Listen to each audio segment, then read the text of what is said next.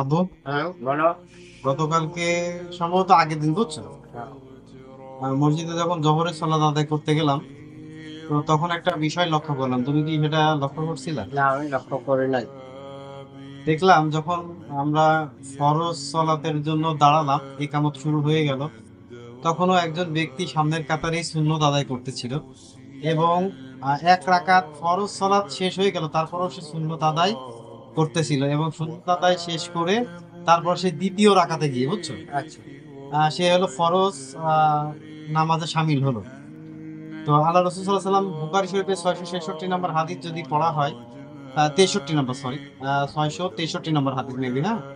তো এখানে সুস্পষ্ট ভাবে উল্লেখ করা আছে, এবং আল্লাহ রসুল সাল্লাম আরো অনেক হাদিসে বলছেন, যখন মনে করো যে মসজিদে যখন একামত শুরু হয়ে যাবে, মানে ফরজ সালাতের একামত শুরু হয়ে যাবে, তখন পৃথিবীর বুকে আর কোনো সালাত নাই ফরজ ব্যতীত। কথা বুঝতে পেরেছো?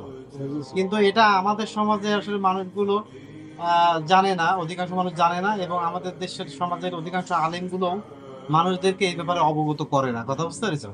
যার কারণে জহরের সময় গত 2 দিন আগে দেখলাম, আর ফজরে তো এই ব্যাপারটা কন্টিনিউ হয়, দেখবা যে অধিকাংশ মানুষই আগে আসে, সন্ন্যত আগে করে না, সুন্নত করে না, এদিকে কিন্তু ফরজ শুরু হয়ে শুরু গেছে। হয়ে গেছে, চলছে।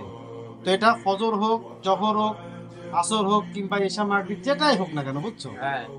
ফরজ সলাতের একামত হয়ে গেলেই পৃথিবীর আর সকল সলাতের চ্যাপ্টার ক্লোজ করে দিতে হবে। কথা বুঝছো?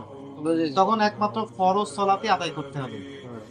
যাই হোক, আল্লাহ তাআলা তোমাকে, আমাকে এবং আর সকল মানুষদেরকেই এই হাদিসের উপর আমল করার তৌফিক দান করুন। আমি আমিন।